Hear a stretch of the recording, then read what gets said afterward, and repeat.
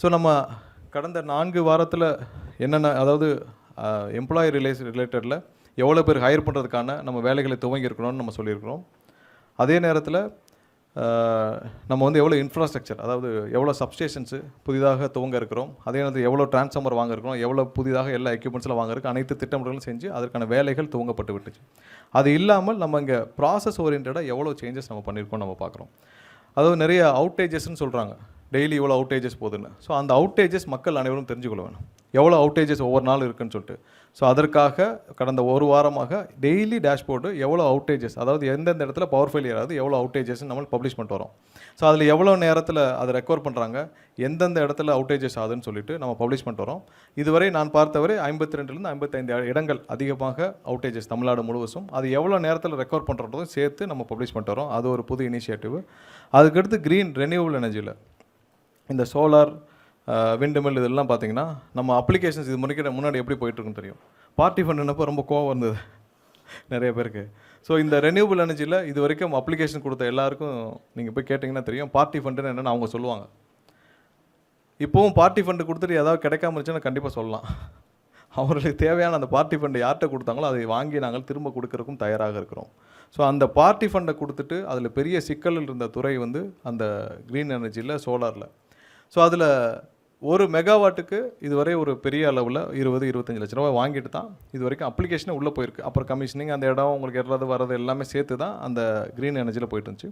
So அதை டிரான்ஸ்பரண்ட்டாக ஆக்கும் முயற்சியாக நம்ம வந்து அதுக்கான ஒரு அப்ளிகேஷனை க்ரியேட் பண்ணியிருக்கோம். முதல் கட்டமாக நம்ம என்ன போகிறோம்னா பேட்டரி ஸ்டோர்டு போகிறோம். இனி வர்ற காலங்களில் முதல் கட்டமாக விரைவில் முதலுடைய ஒப்புதல் பேரில் இது லான்ச் செய்யப்படும். முதல் கட்டமாக பேட்டரி ஸ்டோர் தான் போகிறோம். ஏன்னா லோட் ஃப்ளோ ஸ்டடி இல்லாமல் இவர்கள் சரியாக திட்டமிடாமல் எல்லா இடத்துலையும் நிறைய கொடுத்து வச்சுருக்காங்க, சோலாருக்கும் விண்டுக்கும். ஸோ அதனால் நிறைய இடத்துல ஹை வோல்டேஜ் நிறையா இருக்குது. அது எவ்வளோ வருது, எவ்வளோ லோடு இருக்குது, எவ்வளோ இல்லைன்னே தெரியலை, ரியல் டைம் டேட்டாவே இல்லை. ஸோ அதற்கான முழு அளவில் லோட் ஃப்ளோ ஸ்டடி பண்ணும் பணிகள் கடந்த 3 வாரங்களாக நடந்துட்டு வருது. ஸோ அதை செய்யாமல் நம்ம வந்து புதிதாக அப்ளிகேஷன் துவங்க முடியாது. அதனால் பேட்டரி ஸ்டோர்டு மட்டும்தான் அடுத்த வர ஒரு சில நாட்களில் நம்ம அனைத்தும் முடிஞ்சு இப்போ அதுக்கான பாலிசி டிஃபைனிங் வந்து நம்ம ரெடி பண்ணிகிட்ருக்கோம். நம்ம இந்த டிஎன்இபியில் வந்து இவ்வளோ பெரிய ஒரு துறை, ஒரு டெக்னிக்கலான துறை, எலக்ட்ரிக்கலில் இவ்வளோ பெரிய இந்தியாவிலே ஒரு மிகப்பெரிய துறையாக வளர்ந்துக்க வேண்டிய துறையில் இது வரைக்கும் R&D டீமே இல்லை. ஸோ அதனால் நம்ம புதிதாக R&D டீம் ஒன்று உருவாக்கப்பட்டு நம்ம ஐஐடியோட கொலாபரேஷன் பண்ணியிருக்கோம். விரைவில் அதுக்கான கொலாபரேஷனும் நம்ம சைன் ஆகிடும். ஸோ அவரெல்லாம் உள்ளடக்கி தான் நம்ம வந்து இப்போ பாலிசி டிசைனிங்கில் டிஃபைனிங் பண்ண போகிறோம். ஏன்னா ரெனியூவபிள் எனர்ஜியில் எவ்வளோ பேட்டரி ஸ்டோர்டு வேணும், எவ்வளோ பண்ணணும், என்ன மாதிரியான பாலிசி கொண்டு வந்து எல்லாம் டிஃபைன் பண்ணி ஒரு 10 நாட்களுக்குள்ளே இதை நம்ம லான்ச் பண்ணிடுவோம். ஸோ இனிமேல் வந்து ஒரு டிரான்ஸ்பரண்ட்டாக எங்கெங்கெல்லாம் நீங்கள் அவைலபிள் இருக்கோ நீங்கள் அப்ளிகேஷன் கொடுக்கலாம், எந்த பார்ட்டி ஃபண்டும் கிடையாதுன்றதை திரும்பவும் கோட் பண்ணிக்கிறோம். அடுத்தது க்ளவுட் ஆடிட்டிங்னு ஒரு சிஸ்டம் வந்து கடந்த 5 வருஷமாக பண்ணியிருக்காங்க. இது நம்ம ரொம்ப குறிப்பிட்டு சொல்ல வேண்டிய விஷயம்னா, இந்த கான்ட்ராக்ட் ஸ்டாஃபிங்கில் க்ளவுட் ஆடிட்டிங்னு ஒன்று வச்சுருக்காங்க. யாரெல்லாம் வந்து கான்ட்ராக்ட் ஸ்டாஃபிங் வச்சுருக்காங்களோ அவங்கெல்லாம் வந்து ஒரு வெளியில் ஒரு எக்ஸ்டர்னலாக ஒரு டீம் இருக்காங்க. அந்த டீம்கிட்ட போய் இவங்க போய் பில்ஸை சப்மிட் பண்ணிட்டா அவங்க சிக்னேச்சர் பண்ணால் தான் இங்கே பில்லே சேங்ஷன் ஆகுது. ஆனால் அவங்ககிட்ட வேலை பார்க்குற அந்த தொழிலாளர்கள், ஒப்பந்த தொழிலாளர்களுக்கு சரியான சம்பளம் போதா இல்லை, சரியாக இஎஸ்ஐ பிஎஃப் கட்டுறாங்களா இல்லை. ஸோ சம்பளமும் போகாமல் இஎஸ்ஐ பிஎஃப்பும் கட்டாமல் எவ்வளோ பேர், 100 பேர் இருக்காங்கன்னா 100 பேர் இருக்காங்களான்ற அக்கௌண்ட்டு யார்ட்டையுமே இல்லை. அதெல்லாம் அந்த க்ளவுட் ஆடிட்டிங்னு ஒரு டீமில் இருக்குது. ஸோ இது என்னென்னா முற்றிலும் வந்து முறைகேடு செய்கிறதுக்காக மட்டும் உருவாக்கப்பட்ட ஒரு பிளான் மாதிரி தான் இருக்குது. ஏன்னா நீங்கள் டிஎன்இபிலே இவ்வளோ பேர் இருக்கப்போ நம்மளே வெரிஃபை பண்ணி கொடுக்காம எதுக்கு க்ளவுட் ஆடிட்டர்னு எக்ஸ்டர்னல் ஒரு ஆடிட்டர்? ஏன்னா நீங்கள் 100 பேர் வேலை பார்க்குறீங்கன்னா 100 பேருக்கு கையெழுத்து நீங்கள் போடணுன்னா 100 பேருக்கும் ஒரு பில் அப்ரூவ் பண்ணுறதுக்கு முன்னாடி ஒருத்தரை பார்த்துட்டு வாங்கன்னு சொல்கிற மாதிரி தான் இந்த சிஸ்டம் இருந்துச்சு. இது இருக்கிற நம்ம வெண்டர் மேனேஜ்மெண்ட் மீட்டிங் வச்சுருந்தோம், கடைசியாக கலைவாணர் அரங்கத்தில் வச்சுருந்தோம். அதில் பலர் இதை சுட்டி காட்டினார்கள். அடுத்த நாளே இது ரத்து செய்யப்பட்டது. ஸோ இப்போ இருந்து புதுசாக என்ன பண்ணியிருக்கோம்னா, யாரெல்லாம் ஒப்பந்த தொழிலாளர் இருக்காங்களோ அவங்க அனைவரும் அவங்களுடைய எம்ப்ளாய்க்கு பே பண்ண பே ஸ்லிப்பு, இஎஸ்ஐ பிஎஃப் அது முந்தைய மாதத்துக்கு இப்போ கடந்த மாதத்துக்கு இந்த மாதம் 15ஆம் தேதிக்குள்ளே சப்மிட் பண்ணால் மட்டும்தான் அவங்களுக்கு பில்லிங் ப்ராசஸ் ஆகுன்ற புது சிஸ்டத்தை நம்ம போன மாதத்துலேருந்து உருவாக்கியிருக்கிறோம். அது இந்த மாதத்துலேருந்து யாரெல்லாம் எம்ப்ளாயி ஒப்பந்த தொழிலாளருக்கு அவங்களுடைய சம்பளத்தை அவங்க பேங்க் அக்கௌண்ட்டில் கிரெடிட் பண்ணிவிட்டு இஎஸ்ஐ பிஎஃப் கட்டினால் மட்டும்தான் அவர்களுக்கு பில்லிங் இங்கே ப்ராசஸ் செய்யப்படும். நான் நிறைய பேர் என்னை வந்து சந்தித்தாங்க, 6 மாதம் சம்பளம் வராமல் இருக்கிறாங்க. ஆனால் அவங்களுக்கு முறையாக டிஎன்ஏபிலேருந்து அந்த வெண்டருக்கு போயிருக்கு.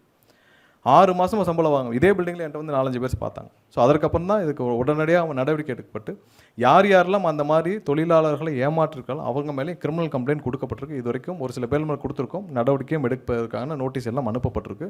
இதை யாரும் தவறும் பட்சத்தில் எம்ப்ளாய்க்கு அந்த ஸ்டாச்சுரரி கம்ப்ளைண்ட்ஸில் யார் மிஸ் பண்ணுறாங்களோ அவங்க மீது கடுமையான நடவடிக்கை எடுக்கும் பணிகள் கண்டிப்பாக டிஎன்ஏபி துவங்கும். ஏன்னா எந்த இடத்துலையும் தொழிலாளர்கள் ஒப்பந்த தொழிலாளர் யாரும் பாதிக்க விட மாட்டோம், அதில் உறுதியாக இருக்கிறோம். அதுதான் இந்த ப்ராசஸை நீக்கிவிட்டு கடந்த மாதத்துலேருந்து எல்லாமே வந்து அப்ளிகேஷனில் கொண்டு வந்தாச்சு.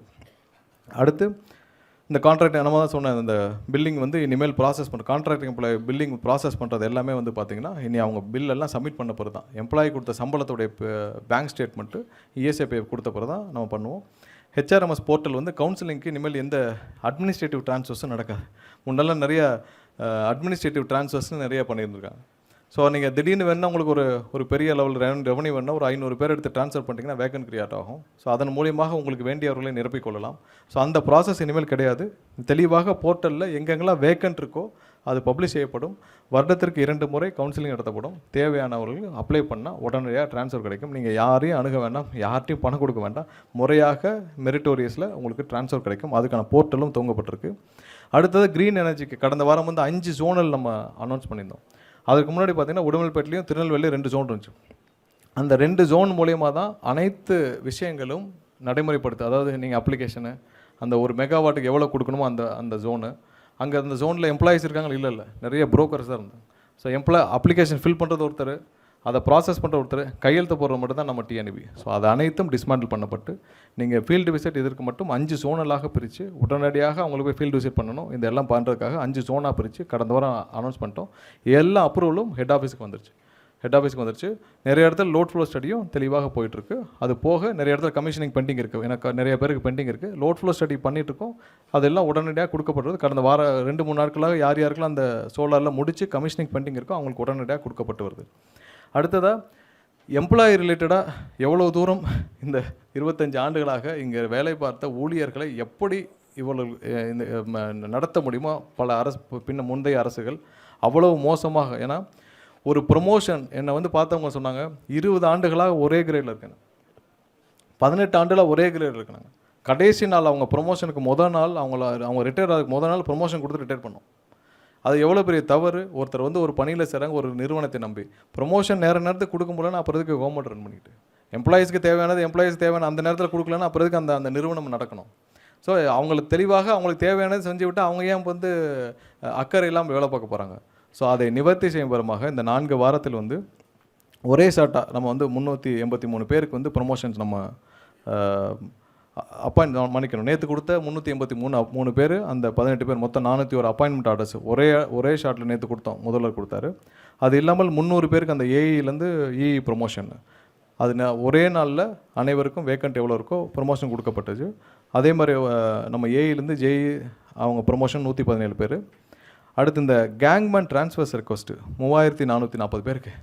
பல ஆண்டுகளாக இவங்க யாரை சந்தித்தா நீங்கள் தேவையான பார்ட்டி ஃபண்டு கொடுக்காம ஒரு ட்ரான்ஸ்ஃபரும் நடக்காது. அது உங்களுக்கு எல்லாருக்கும் தெரியும்.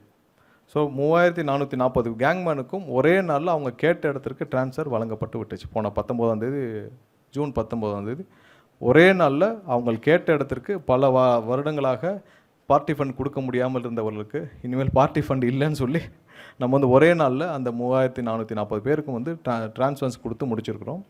அது இல்லாமல் இந்த 2012 பேட்ச், அப்போ இந்த ஏஇ பேட்ச் வந்து கிட்டத்தட்ட 700 பேருக்கு மேலே இருக்காங்க.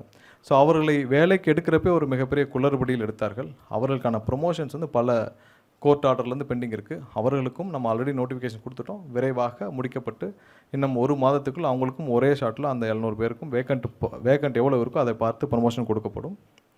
இனிமேல் ஆனுவலாக நம்ம எவ்வளோ ஹையர் பண்ண போகிறோன்ற சார்ட்டும் தெளிவாக பப்ளிஷ் பண்ணப்படும். இதுக்கு முன்னாடி அவங்க பப்ளிஷ் பண்ண மாட்டாங்க. இப்போ நேற்று நம்ம போட்ட 401 பேருக்கு வேலைக்கு, இதுக்கு முன்னாடி அவங்க வேலைக்கு எடுக்கிறாங்கன்னா 10 பேராக தனியாக கூப்பிட்டு உங்களுக்கு வேலைக்கு எடுக்க போகிறோம், நீங்கள் பார்த்து எவ்வளோ பண்ணுங்கன்னு சொல்லி கண்ணுக்கு தெரியாமல் நியமனங்கள் நடந்துட்டு வந்தது. ஸோ இது இனிமேல் அப்படிலாம் கிடையாது. ஆனுவலாக நம்ம பப்ளிஷ் பண்ணுவோம். அந்த பப்ளிஷ் பண்ணதுபடி அவங்க டிஎன்பிஎஸ்சியில் போவாங்க. மெரிட்டோரியஸாக கண்டிப்பாக ஹைரிங் முடியும். இப்போ இந்த நம்ம 15,000 அந்த 5,000 அப்படி தான் இருக்க போது. எங்கெங்கே வேக்கண்ட் இருக்கோ அது தக்கன தான் ஒரே ஃபார்முலா தான் எல்லாத்துக்கும் இருக்கும். எந்த பாகுபாடும் இருக்காது. ஸோ அதை நம்ம பப்ளிஷ் பண்ண போகிறோம். எல்லாமே இந்த வர்ற காலங்கள் எல்லாமே டிரான்ஸ்பரண்ட்டாக இருக்கும். ஸோ இதெல்லாம் தான் இந்த கடந்த 3 வாரங்கள் இந்த அரசு, முதல்வர் அண்ணன் விஜய் தலைமையிலான அரசு உத்தரவின் பேரில் இது நடந்த விஷயங்கள் இந்த டிஎன்இபியில் நம்ம எடுத்த புது இனிஷியேட்டிவ்ஸ். அடுத்த ஸ்லைட் போகலாம்.